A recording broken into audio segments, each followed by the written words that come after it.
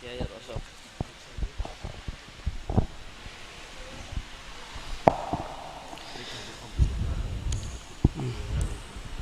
Waktu sudah menunjukkan jam 12 kurang 1 jam. Tidak usah panjang lebar, insya Allah setengah 12 kita tutup, atau setengah 12 kurang seperempat kita tutup majelis ini.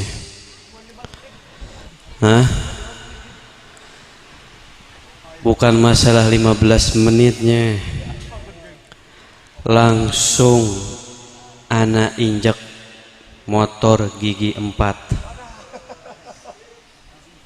Pak, ikan sepat, ikan gabus. Duh, cakepnya kurang resep. Ikan cepat, ikan cepat. Ikan sepat, ikan gabus. Berenang di air tawar.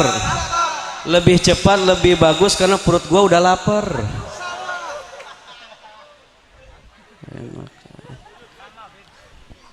Assalamualaikum warahmatullahi wabarakatuh.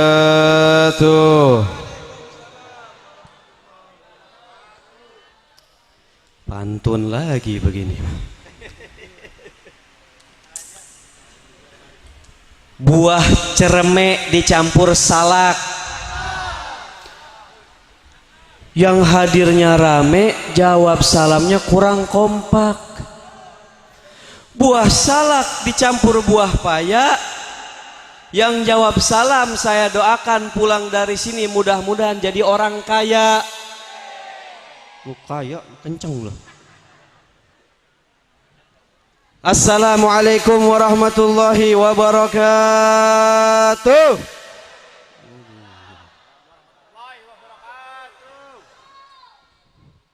Bismillah, walhamdulillah, wassalatu wassalamu ala khairi khalqillah, Sayyidina wa maulana wa habibina wa syafina wa qurrati ayunina Muhammad. Salatan taghfiru biha adh-dhunub wa tafukku biha al-usub, wa ala alihi wa sahbihi wa sallim. Wala haula wala quwata illa billahil aliyil azim. Amma ba'du. Subhanaka la ilma lana illa ma 'allamtana innaka antal alimul hakim. Rabbi shrah li sadri wa yassir li amri wahlul 'uqdatam min lisani yafqahu qawli. Amin ya rabbal. Yang sama-sama kita muliakan guru kita semuanya, para habaib, para alim ulama, para asatid, para kiai, para sesepuh, finih sepuh, khususnya guru kita yang telah memberikan tausiahnya kepada kita, Ad-Da'i ilallah Al-Habib Ahmad bin Usman Al-Idrus, pengasuh pondok pesantren Ribat Ar-Rahmah An-Nabawiyah. Begitupun juga Al-Habib Alwi Bafakih dari Tegal, Al-Habib Qasim bin Yahya. Begitupun juga di rumah Sohibul Bait banyak para habaib yang hadir. Di antaranya ada Habib Umar bin Ali bin Yahya, pimpinan Majlis Khadimur Rasul, bersama para habaib yang lainnya, khususnya Habib ganteng ini. Beb, aneh ada pantun buat antum, Beb. Siap. Buah kedondong, buah duren, buah nangka, buah mangga. Itu buah-buahan namanya, Beb. Tahu gua nggak dipantun. Boleh, lu boleh kentut baik. Kita doakan para habaib dzurriyyatur rasul, semuanya Allah panjangkan umur mereka dalam keadaan sehat walafiat, diberikan istiqomah untuk selalu membimbing kita semuanya berada di jalan yang diridhoi oleh Allah, dan menambahkan rasa cinta kita kepada Nabi besar Muhammad sallallahu alaihi wa ala alihi wasallam. Dan tak lupa juga guru kita Al-Ustadz Badruz Zaman. Kita doakan beliau panjang umur, sehat walafiat zahir batin fil Islam wal muslimin. Begitupun juga kepada sahibul bait, pimpinan Majlis Ta'lim Asy-Syifa Al-Ustadz Badrul Qamar Latif beserta keluarganya. Di sana ada Al-Ustadz Naufal Zainul Alam, di sana ada Al-Ustadz Muhammad Kusyairi bersama saudara-saudaranya, saudarinya, semuanya kita doakan beserta para panitia, baik panitia khusus atau umum. Mudah-mudahan Allah Subhanahu wa taala memanjangkan umur beliau dalam keadaan sehat walafiat. Allah mudahkan segala urusannya, Allah kabulkan segala hajatnya, dan diganti semua baik pengorbanan harta, tenaga, pikiran diganti oleh Allah dengan pahala yang berlipat ganda, dibalas oleh Allah, diganti dengan syafaat Nabi besar Muhammad sallallahu alaihi wasallam. Dan kita semuanya penduduk Karang Ampel, bapak-bapak, ibu-ibu, pemuda-pemudi, semuanya yang hadir pada malam ini, insya Allah segala dosa-dosa kita diampuni oleh Allah, segala hajat-hajat kita dikabul oleh Allah. Amin ya rabbal alamin. Jam pira iki? 23, 13, 15 menit lagi, nggak apa-apa.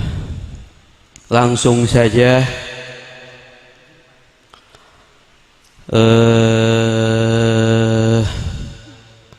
ngomong apa ya, bingung. Mangantok buah dong wapir lop lop lop.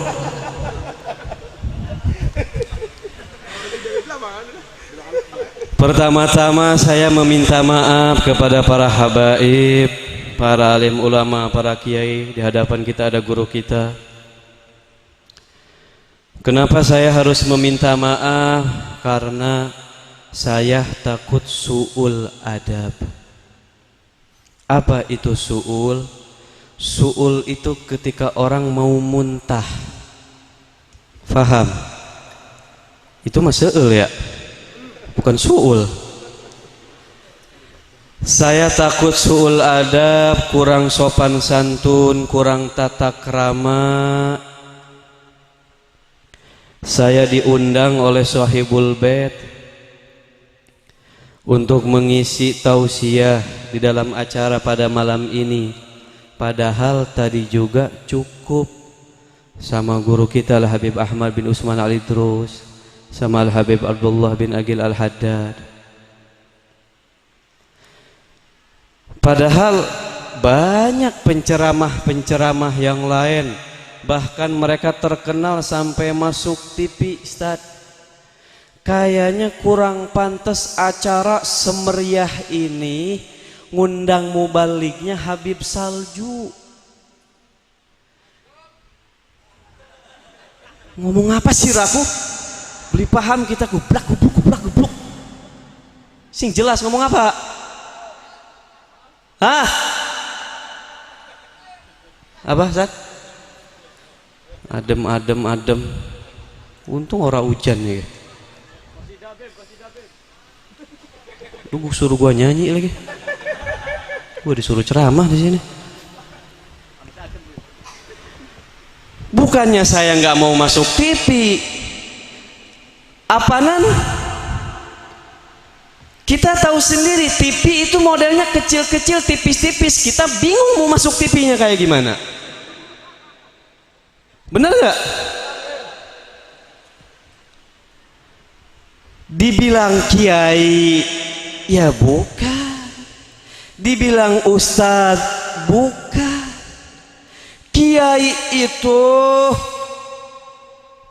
ilmunya banyak, pengalamannya luas, punya pondok pesantren, santrinya banyak, akhlaknya bagus, menjadi panutan untuk umat, dan tidak pernah membuat umat itu bingung dengan akhlak atau ucapan kiai tersebut.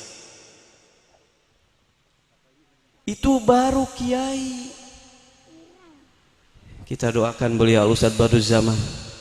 Saya tahu siapa beliau, saya tahu betul siapa beliau.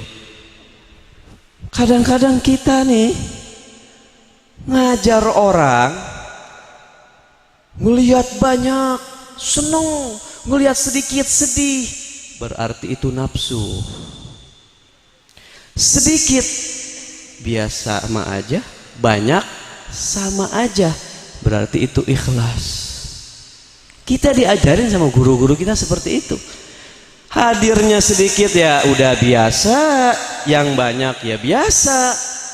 Itu guru kita sampai mengajarkan ikhlas, dan beliau selalu istiqomah mengajar di Karang Ampel ini. Makanya kita selalu doakan beliau panjang umur ya Robbal. Terus apa Bib? Kalau bukan kiai, kalau bukan ustadz? Saya mah ustadz, cuman casingnya doang. Ini liatin imamah, jubah warna hijau, gamis, casingnya doang. Pak, tahu casing? Tahu? Ompol bocah tuh casing. Pasang itu nggak ya? Ngawur nih ngomong ke.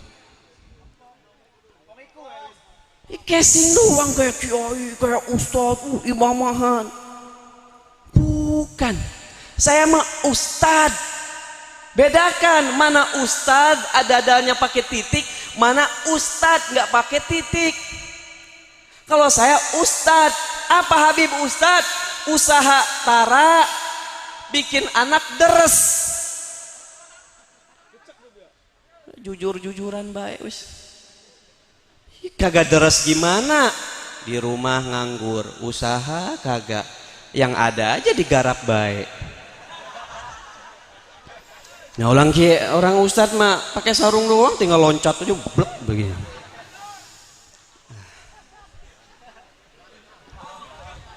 Hah? Iya.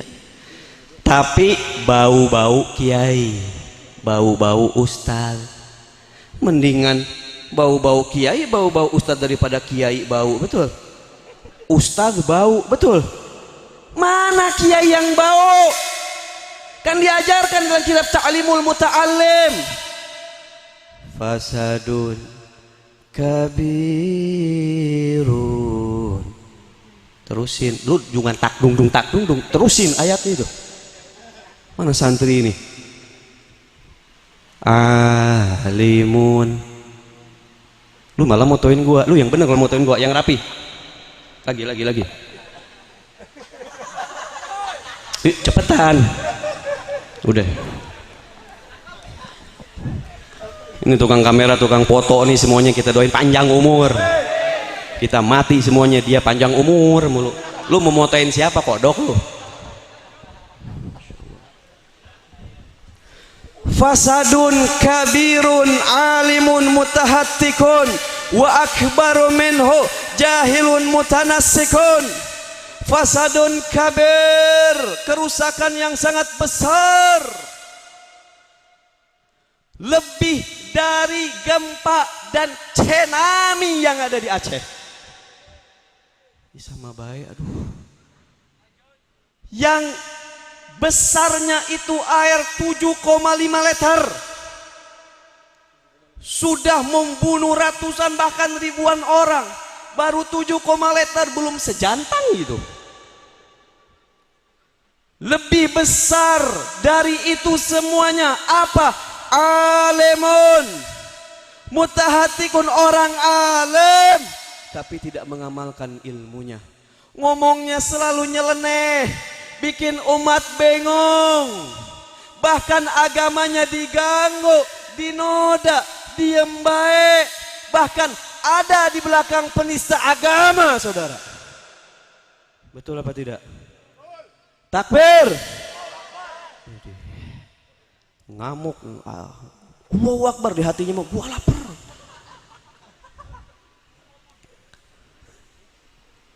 Alimun mutahattikun, ucapannya kagak dijaga. Bukan kiai. Bingung umat ini yang benar yang mana, kok nyeleneh ini ngomong.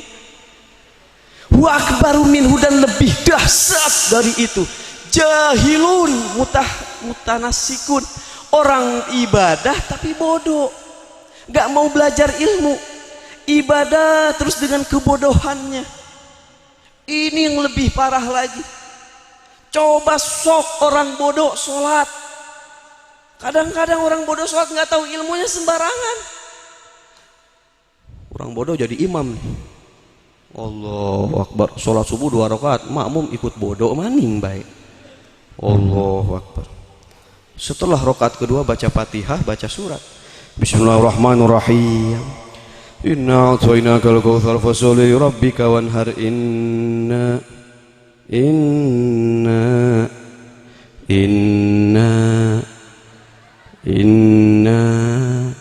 makmum bodoh. Inna lillahi wa inna ilaihi raji'un. Kata imam, inna lillahi wa inna ilaihi raji'un. Harusnya kan kunut, langsung bayar ruku mungkin. Si makmum ngakak enak pisan. Mesti kan ngompol ning kono bae lah. Si makmum bodoh. Kan kalau imam lupa, makmum harus bilang apa? Subhan, karena bodoh. Kun. Maksudnya kunut. Kun. Imam ngacir saudara lari. Kirain kuntilanak datang. Allahu Akbar. Bodoh karo bodoh pas. Imam manu Allahu Akbar. Enggak tahu ilmunya. Baca inna anzalnahu fi lailatul qadar. Makmumnya til inna anzalnahu fi lailatul qadar. Mantap. Makmum. Wa ma adraka ma lailatul qadar. Tul yang ini tul. Ngamuk langsung imam bubar. Lu gua bilang til, lu tul, gua til. Kalau begini caranya bubar, nggak usah sholat. Bodoh dipelihara. Nih sebulan sekali ada majlis taklim, hadiri di sini. Pentingnya kita hadir majlis taklim ilmu ya di situ. Makanya sekali lagi saya meminta maaf. Dimanapun salahnya minta maaf bae ya. Maafin bae ya. Jam pira iki waduh 6 menit maning wis 6 menit maning aja malam-malam. Tadi kata guru kita jangan malam-malam, ntar subuhnya pada kesiangan lu.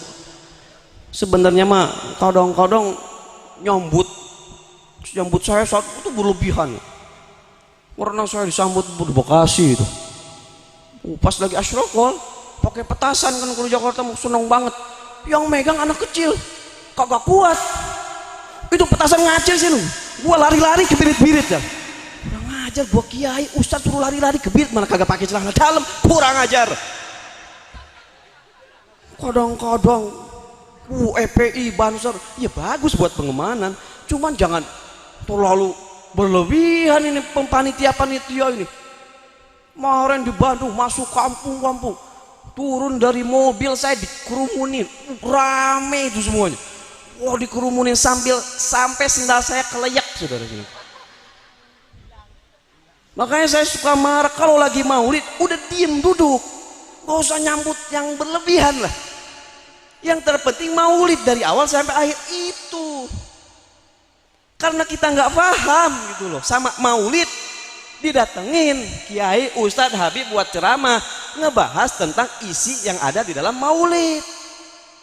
Gitu loh nang, paham? Iya. Jam pira iki? 5 menit maning. Ini sebenarnya lagi nggak enak badan saat saya turun dulu tuh minum tolak angin dulu. Iya lagi, aduh masya Allah. Ya itu nomor 1 udah. Hadirin yang dimuliakan oleh Allah Subhanahu Wa Taala, ini masih lanjut ya. Masih 5 menit maning. Memang ketika kita membahas tentang Rasulullah Sallallahu Alaihi Wasallam, tidak ada manusia yang sempurna, tidak ada wajah yang seindah atau setampan Nabi Muhammad, tidak ada kulis yang sehalus kulit Rasulullah, tidak ada bau wangi yang sewangi keringat Rasulullah. Beliau betul-betul diciptakan oleh Allah al-insanul kamil, manusia sempurna, tidak ada cacat sedikit pun di dalam diri beliau. Bahkan dahulu Al-Imam Hasan bin Thabit, penyair yang terkenal di zaman itu sebelum beliau masuk ke dalam Islam. Beliau itu kalau ngarang syair itu langsung viral seluruh kota Madinah, bahkan menghafal itu syair tersebut karena syairnya itu indah, langsung viral dan diikuti oleh orang-orang kota Madinah. Di Indonesia kan biasanya suka ada pengarang lagu tuh, pengarang musik, ngarang, tahu-tahu viral se-Indonesia dan bocah semuanya ngikutin, bener nggak? Nggak usah jauh-jauh nih yang lagi viral sekarang. Entah apa yang masukimu. Lu nyambung baik gini-ginian lu. Keluar anak kecil nyanyi itu di TV. Kereta kemarin saya naik. Di belakang saya kirain siapa. Nada deringnya lagunya itu. Pas saya lihat, aki-aki jal gila. Gaul. Imam Hasan bin Thabit itu kalau ngarang syair itu terkenal, dipanggil oleh orang-orang kafir Yahudi, diberikan hadiah emas. Wahai Hasan bin Thabit, karanglah syair untuk menghujat Muhammad, mencaci Muhammad. Hasan bin Thabit, oke, kalau begitu saya akan lihat Muhammad itu seperti apa. Dia ini manusia biasa, pasti ada aibnya, ada kekurangannya. Saya cari kesalahan atau kekurangannya sedikit pun. Imam Hasan bin Thabit langsung datang ke kota Madinah. Setelah beliau ngelihat Rasulullah pulang di hadapan orang-orang kafir Quraisy tadi, emas yang diberi itu dilemparkan. Ambil ini emas. Ada apa Hasan bin Thabit? Beliau mengeluarkan syair yang begitu indah. Lamma ra'aitu anwarahu sata'at. Ketika pertama kali aku memandang wajah Nabi Muhammad, wajahnya mengeluarkan cahaya yang bersinar-sinar. Wada'tu min khifati kafi ala basari. Aku tutup kedua tanganku dengan aku tutup kedua mataku dengan tanganku. Beliau tutup, tidak mampu memandang wajah Rasulullah. Khaufan ala basari min husni suratihi. Kenapa aku tutup kedua mataku? Aku takut mataku memandang wajah yang paling indah seperti ini. Walastu anduruhu ila ala qadari. Aku tidak mampu memandang wajah Nabi Muhammad terkecuali hanya sesaat. Begini lagi. Begini lagi. Gak mampu melihat wajah Rasulullah Sallallahu Alaihi Wasallam, sehingga mengeluarkan syair yang begitu indah. Ruhun minan nuri fi jismin minal qamari. Dari dalamnya terkeluar ruh cahaya. Beliau ibarat rembulan. Kahilyatin nusijat bi minal anjumiz zuhuri. Ibarat bintang yang berkejora di dalam diri Nabi kita Muhammad Sallallahu Alaihi.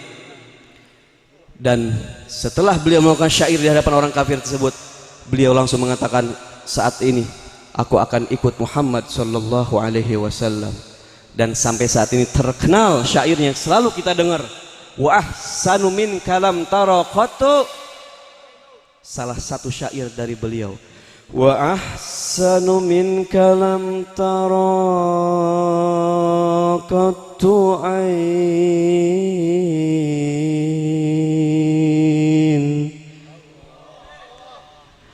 Wa ajmalu min kalam talidhin nisa.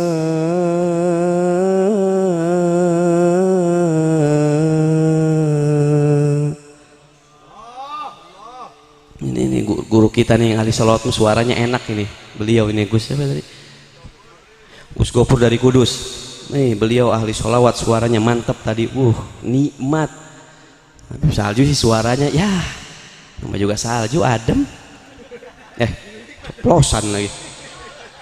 Bisa udah dilanjutin lah, suaranya apis sih. Doain panjang umur, sehat.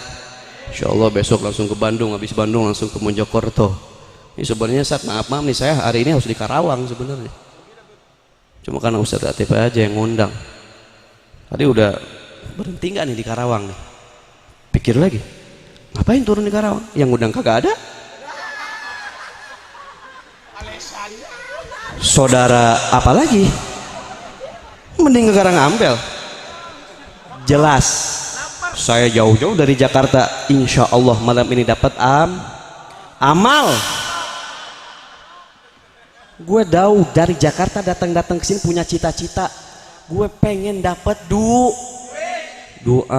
baru duit mulu. Astagfirullah. Ya, nggak usah dilanjutin, selanjutnya komarun itu pengarangnya Mustafa Atef. Subhanallah. Kalau kita membahas tentang ketampanan Rasulullah, keindahan Rasulullah, keringat Rasulullah, ini waktu sebentar, nggak bakalan lama tuh. Lebih lagi 2 menit. Ya wis tutup ya. Wis capek. Hah? Ya wis sirak menek berdiri. Karena itu kalau kita membahas tentang ketampanan itu semua kudrat ilahi, ciptaan dari Allah, dan itu kita tidak bisa kita tiru, betul. Tapi ada yang bisa kita tiru, apa? Akhlak Nabi Muhammad SAW. Ketika Imam Ali radhiyallahu taala anhu, beliau ditanya tentang akhlak Rasulullah, ada seseorang tabi'in yang tidak menjumpai Nabi Muhammad bertanya kepada Imam Ali, ya Imam Ali, saya ingin tahu bagaimana akhlaknya Rasulullah, karena engkau adalah orang yang paling dekat dengan Rasulullah, sekaligus sepupu Rasulullah, sekaligus mantu Rasulullah, engkau pasti tahu bagaimana akhlaknya Nabi Muhammad SAW. Lihat, orang yang rindu kepada Nabi Muhammad, ia selalu bertanya bagaimana akhlak Nabi Muhammad, bagaimana keindahan Nabi Muhammad. Sayyidina Ali pun bertanya kepada dia, kalian saat ini hidup di mana? Di dunia. Saya ingin bertanya kepada kalian, sebutkan apa saja yang menurut kalian indah seluruh dunia yang ada di dunia ini. Gunungkah, lautkah, atau apa saja yang paling indah, sebutkan di seluruh dunia ini. Seluruh dunia, wahai Imam Ali. Betul. Bagaimana aku akan mengungkap keindahan seluruh dunia ini? Dunia ini sangat luas, wahai Imam Ali, aku tidak mampu. Imam Ali pun mengatakan, wa mal hayatud dunya illa qalil. Sedangkan Allah Subhanahu wa taala berkata, dunia ini sedikit, kecil. Dan Allah berfirman, wa innaka la'ala khuluqin azim. Sedangkan akhlak Nabi langsung dipuji oleh Allah, azim, besar. Bagaimana aku akan mengungkap akhlaknya Rasulullah sallallahu alaihi wasallam? Tidak usah jauh-jauh, simtud duror ad-daiba, di situ dijelaskan, wa kana sallallahu alaihi wasallam ahsanan nasi khalaqan wa khuluqa. Nabi Muhammad yang paling indah, paling bagus baik ciptaannya ataupun dalam segi moral akhlaknya sallallahu alaihi wasallam.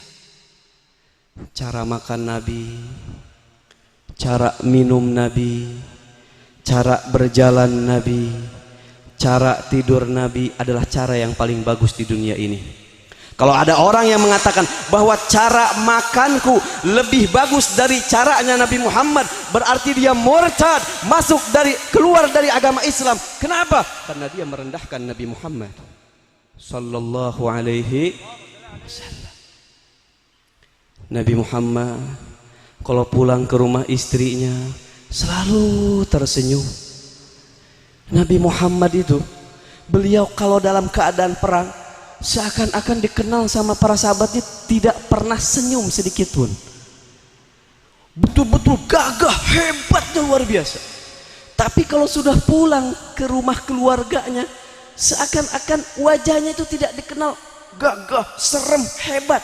Senyum selalu, Masya Allah, mirip kayak suami ibu orang Karangampel.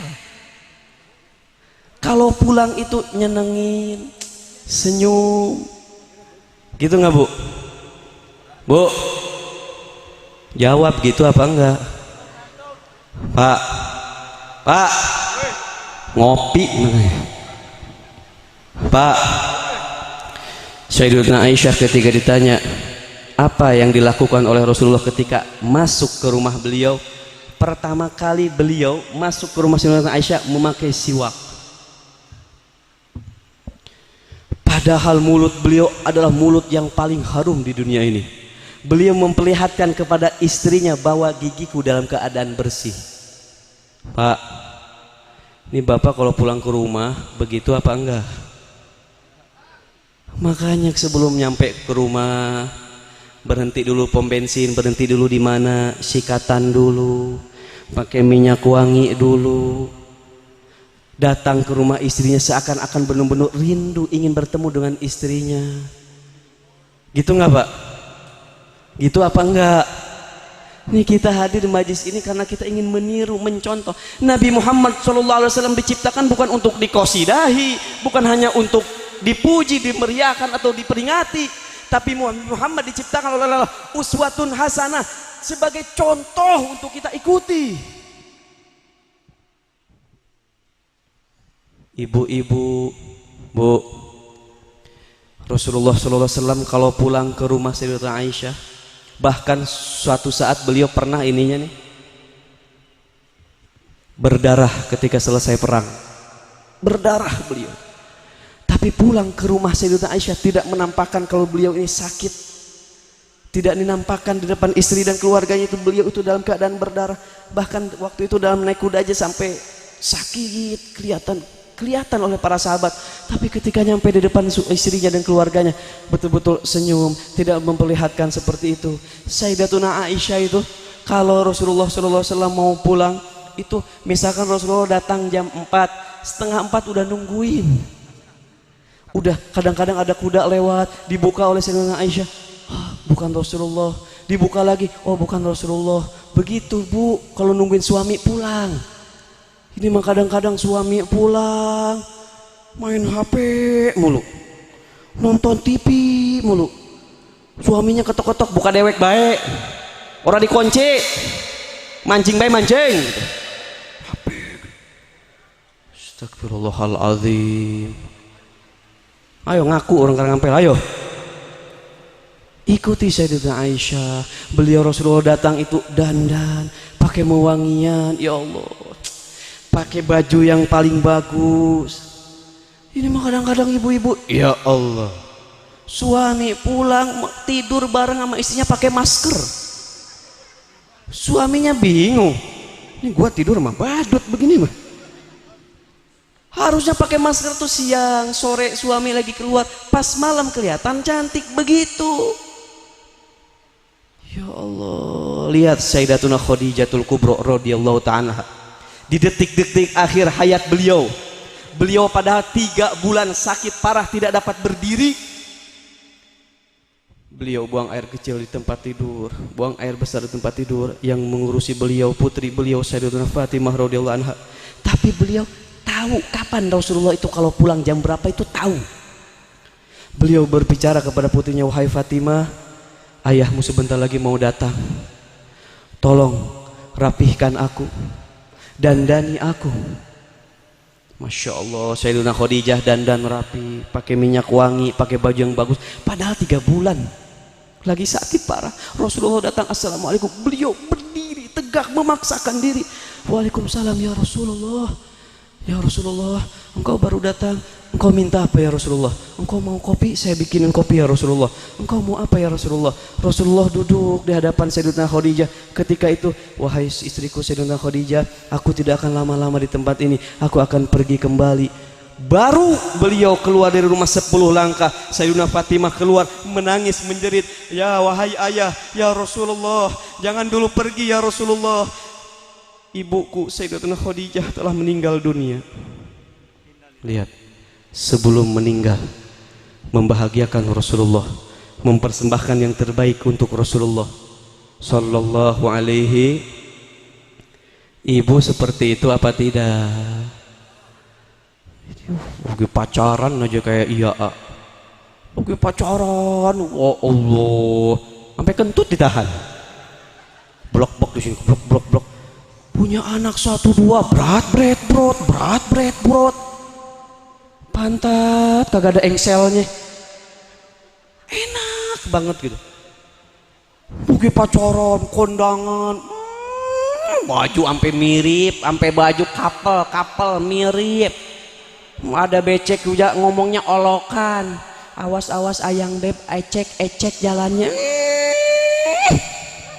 Pas udah suami istri, kadang-kadang istrinya ngomong sama suaminya, Pak temenin yuk kita hadir undangan kawinan. Lu nggak bisa apa berangkat dewek? Ya Allah, istrinya pulang undangan curhat sama suaminya, Pak tadi saya jatuh, emang mata lu kotok kagak kelihatan gitu. Astagfirullah. Lu kayak pacaran kayak iya. Awal nikah lagi bulan madu enak, makan di taman suap-suapan. Suaminya lagi sakit, saat suami lagi sakit minta disuapin, sampai ngomong istri begini, lu makan bang, kagak bang, mampus lu bang. Astagfirullahaladzim. Ayo Bu, Pak, ini Rasulullah SAW memberikan contoh bagaimana membina rumah tangga yang baik itu seperti apa. Dasari semua itu dengan ilmu. Bu, woi, Bu, tingkatin servis di rumah. Kalau nggak ditingkatin servis, hati-hati suami ibu nggak bakal betah di rumah. Ini mah gimana mau betah di rumah? Kadang-kadang ibu ya Allah dandanan kayak kucing kejebur, rambut beriak gak jelas kayak kuntilanak gak ada biangnya. Kadang ngelembrek aja depan TV molor kayak cucian kotor, ngelembrek aja begitu. Kita bilang sakit, dikasih makanan doyan. Dibilang kagak sakit, ya bingung, dibocahin bocah, dilangkahin bocah mulu depan TV ngelembrek aja molor. Pak, kalau punya istri sakit jangan dibawa ke puskesmas, jangan dibawa ke dokter, lama sembuhnya, bawa ke toko emas, beliin 20 gram, greget langsung sehat saat itu juga. Kadang-kadang istrinya pengen cantik modalin kagak, bener nggak Bu? Bener nggak? Ya Allah, ciri-ciri Bu istri solehah kata Nabi Muhammad SAW itu dapat menyenangkan suami kalau suami memandang. Ketika suami mandang kepada ibu senang, itu ciri-ciri wanita soleh. Makanya Bu, kalau ibu di rumah nih pulang dari hasil maulid ini, kalau di dapur ibu itu harus lebih hebat, lebih parah dari pembantu. Layani suami dengan sigap. Kalau lagi di ruang tamu, di ruang tengah, ibu itu harus lebih-lebih dari ratu. Dandan yang rapi.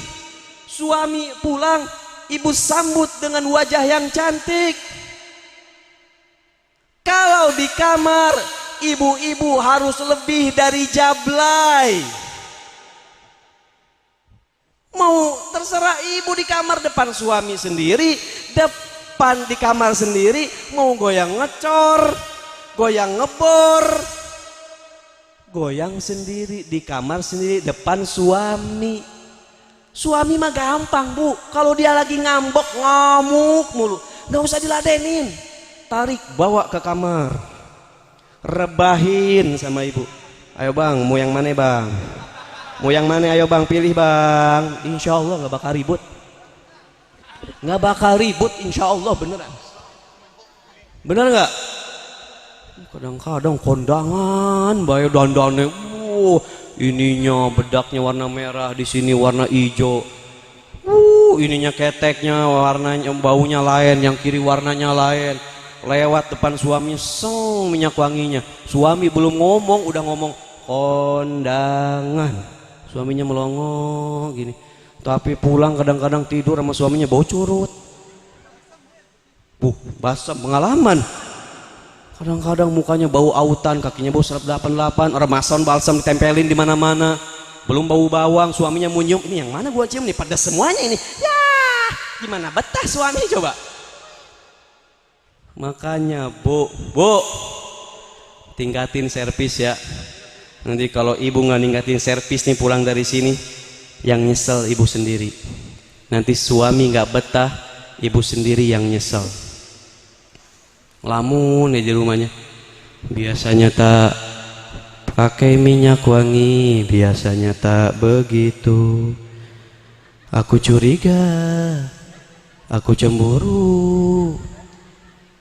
Suami dicurigain, dicemburuin, akhirnya betul kagak betah pulang. Kagak pulang-pulang, puyeng ibu-ibu langsung, ya Allah kagak pulang-pulang suami ini. Aku telepon gak diangkat-angkat, Aku SMS nggak dibalas-balas. Sudah sebulan nggak pulang-pulang. Aku di rumah kebingungan.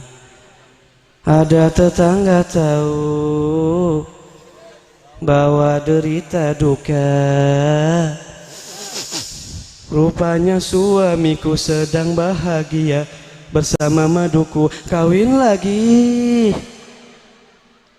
Siti Badriyah jadinya.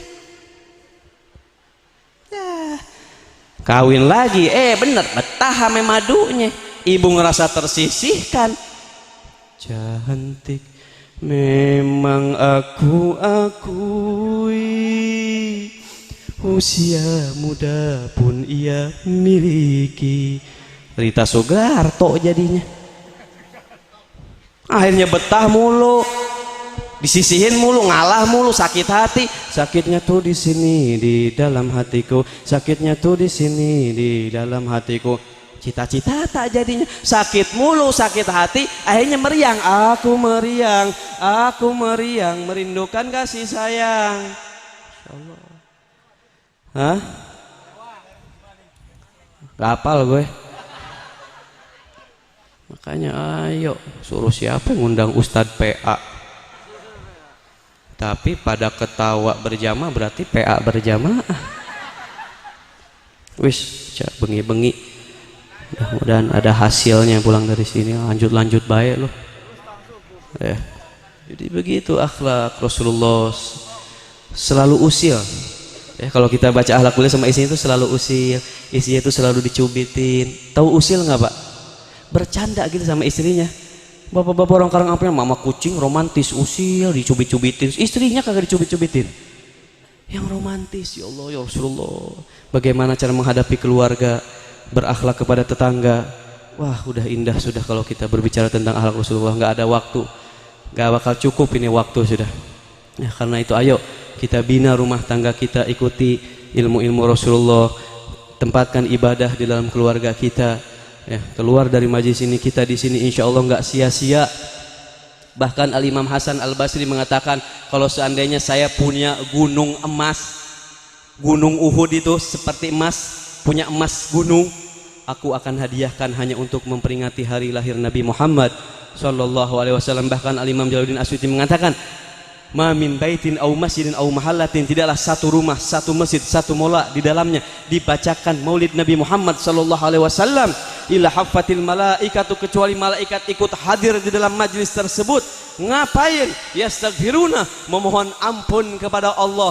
Ya Allah, ketika malaikat yang hadir di tempat ini, ampunilah segala orang-orang yang hadir di majlis ini pada malam ini ya Allah, amin ya rabbal.